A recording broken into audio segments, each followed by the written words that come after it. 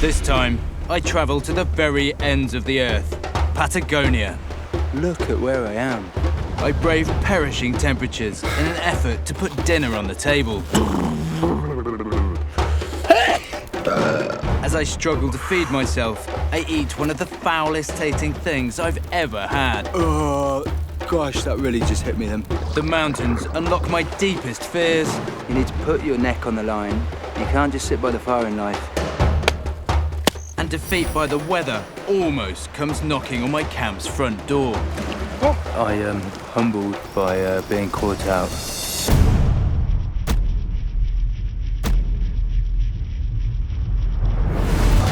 Argentine Patagonia, at the southern tip of South America, is one of the planet's last great wildernesses.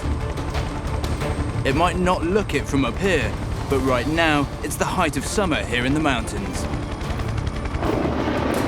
Stretching for over 7,000 kilometers, this is the Andes, the longest chain of mountains on Earth. My destination is the Villegas River in the province of Rio Negro. And I'm absolutely miles from civilization.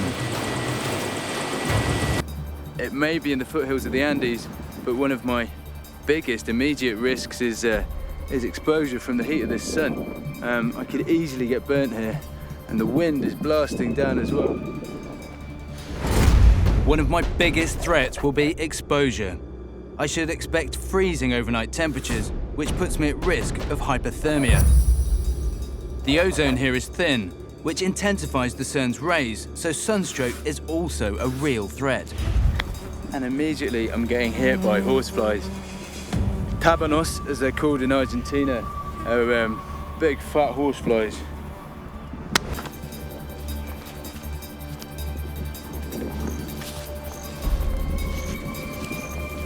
In some places, water is the biggest worry, the biggest concern, because it's the most important thing.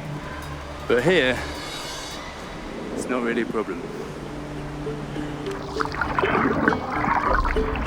It's the middle of summer, but the snow on the top of the mountain shows how cold it can get here.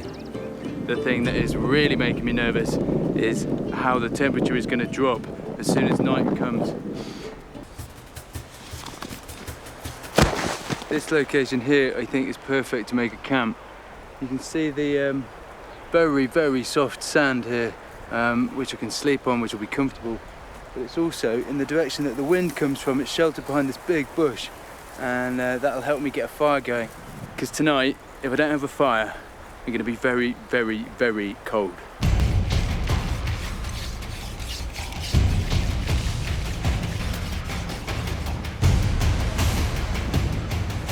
You got an ember!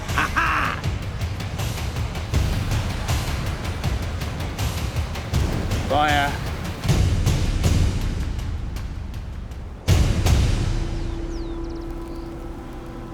By this fire, it's warm.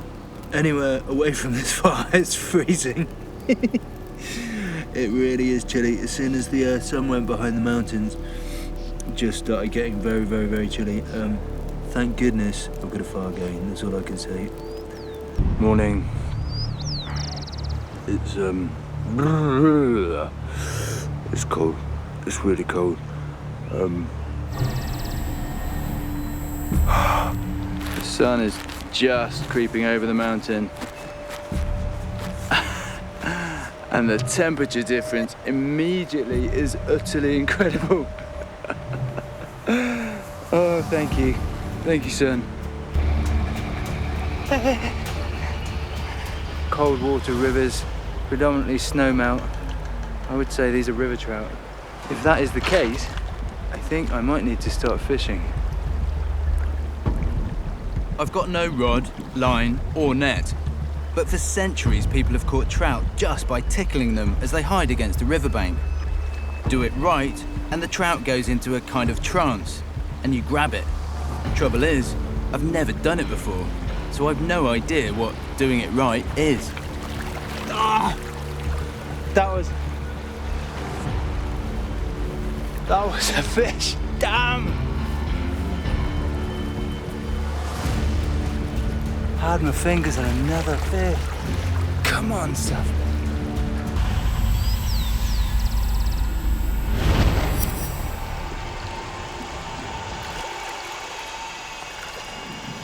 I think with this heat, it's going to be detrimental to me being able to keep going if I continue working through the heat of the day.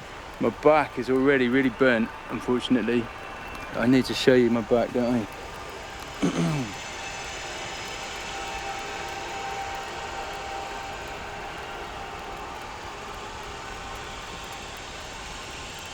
I've totally taken my eye off the ball while I've been trying to catch the trout, and the thin ozone layer has had a drastic effect.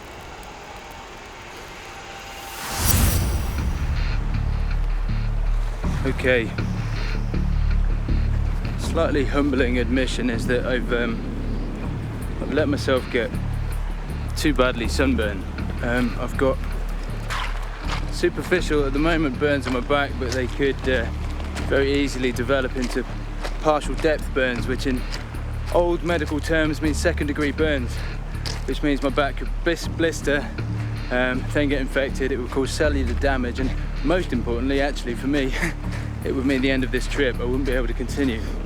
I've called up on the radio to the expedition medic, who has advised that if I want to continue this trip, I need to be humble, slightly admit my error of judgment, and wear an expedition shirt.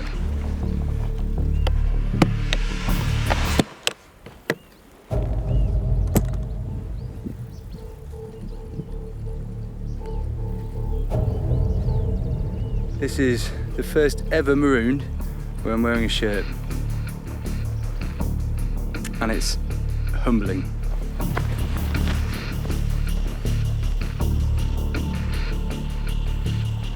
In addition to providing me coverage from the sun and stopping exacerbating the burn, I also need to take the heat out of the burn.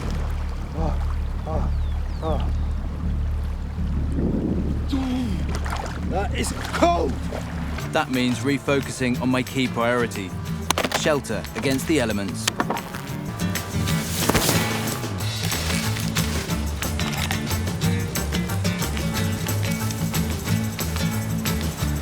That is a super cozy, snug area to sleep.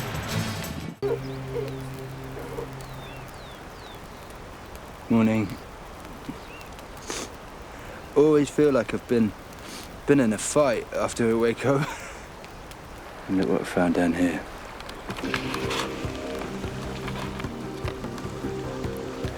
Tadpoles. Lots and lots of tadpoles.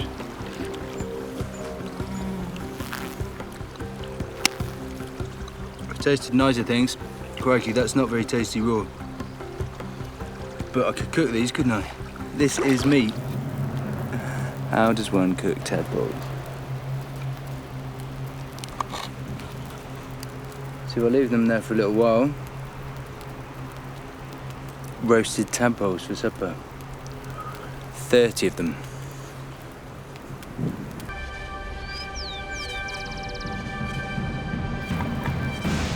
Okay, that's a tasty plate of tadpoles, isn't it? There's a bit in any animal that tastes tangy and disgusting, and you go, ooh, I didn't like that bit. This, oh, gosh, that really just hit me then. This whole plate is full of that disgusting bit. They're just innards, which is essentially full of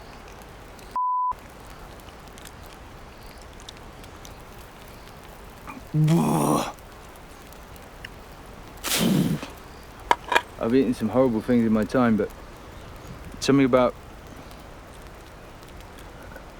slimy. Oh, I can feel my stomach grumbling as well, gurgling. I don't think my stomach's agreeing with what I've just put in it. Oh, that was minging. They may have tasted foul, but protein's protein. And after 3 days, anything I can get inside me is good news.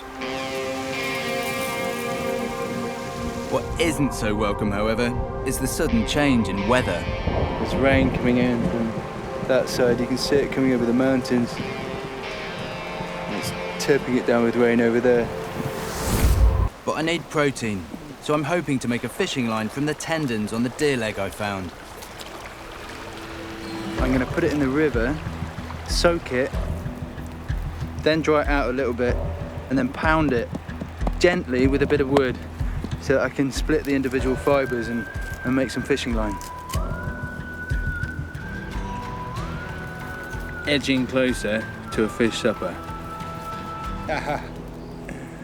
And there is one fishing rod. Look at that.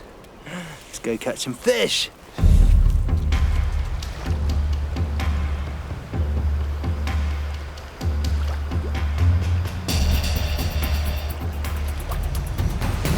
Nothing. Absolutely nothing. Right, that's me. It's too cold. I'm gonna go and sit by the fire and console myself. My stomach is grumbling now.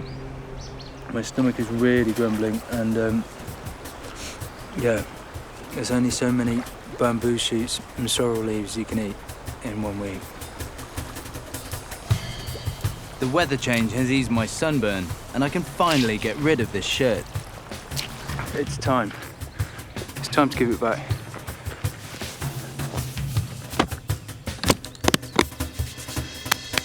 How it's meant to be.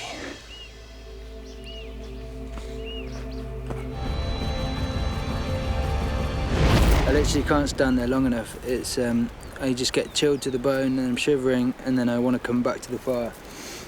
So I thought there's a method of fish trapping that uses an L7 trap. It's like I'm there fishing out in the cold, except I don't actually have to be there, which is, I have to admit, quite a incentive at the moment to make this sort of trap. I drive a notched stick into the riverbed, while a second is secured to a spring-loaded bent sapling. I attach a baited line to the second stick and leave it dangling in the water.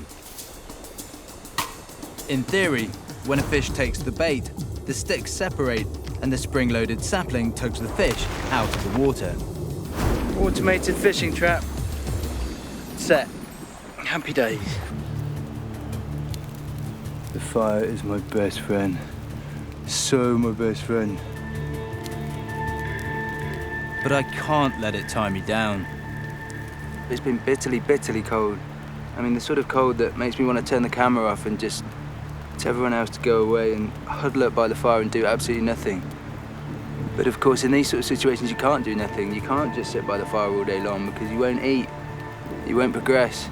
Life will just go by. And life isn't for sitting by the fire comfortably. Life is for going out into the open. Life is for exploring and finding new possibilities and new options. You need to go out. You need to be cold. You need to feel vulnerable. You need to put your neck on the line. Because that's where life is, isn't it? It's outside.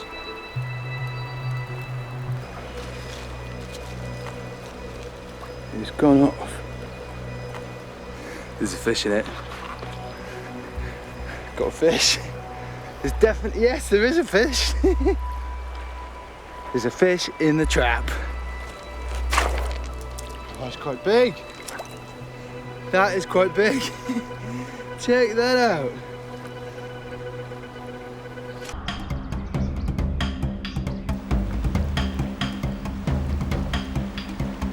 There's a fish on the line. Still alive as well. I've dammed off a pool to keep fish alive, ready to eat later. My plan is to stock it with more fish than I can eat, a kind of living larder. Now that's thriving. Okay, so far I seem to have built a mortuary rather than a thriving fish pool.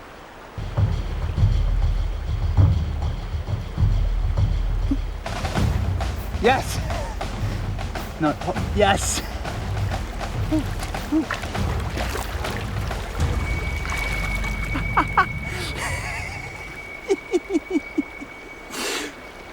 Look at him! Right, I'm gonna put him in the pool to keep him alive now. Right, let's go. Let's go, let's go, let's go. Keep him alive, keep him alive. I tickled another fish.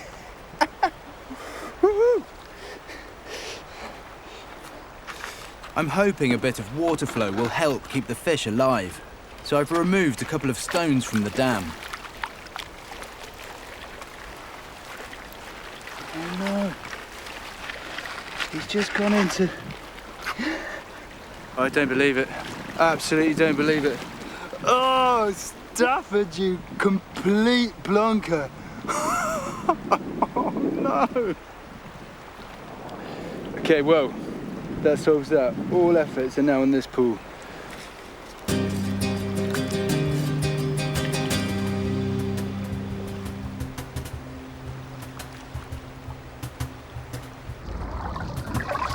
As I'm setting up my underwater camera, the trout starts to play with me. It turns out that there's more than one fish in here. Where's it gone?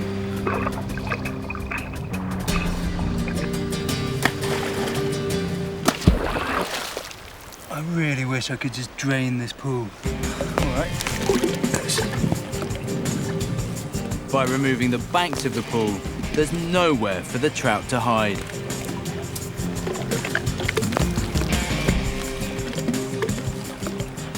I wonder whether they've already gone into that little pool there. I'm just gonna have a look underneath the vegetation.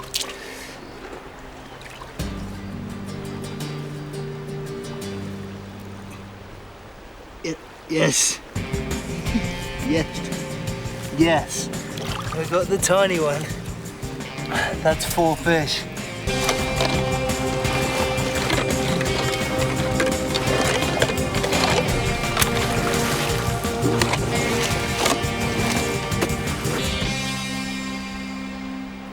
It's just a muddy pool, but in there lay my dreams.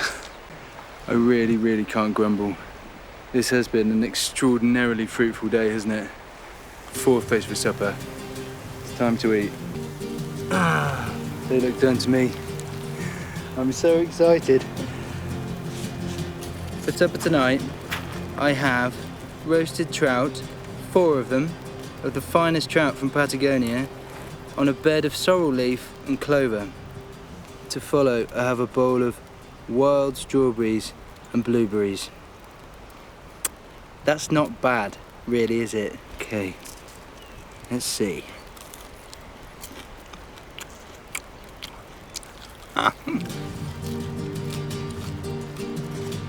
Final trout. Save the biggest till last. I always end up appreciating life all the more at the end of it. What a wonderful life this is. Absolutely amazing. No mobile phones, no internet, no distractions. Just living off the land. Best medicine in the world. One of the best meals I've ever eaten.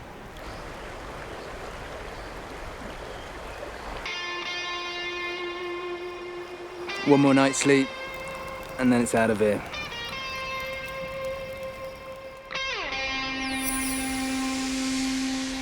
Good morning. It's the final day. That is the unmistakable and quite wonderful sound of a helicopter. That right there is my taxi home.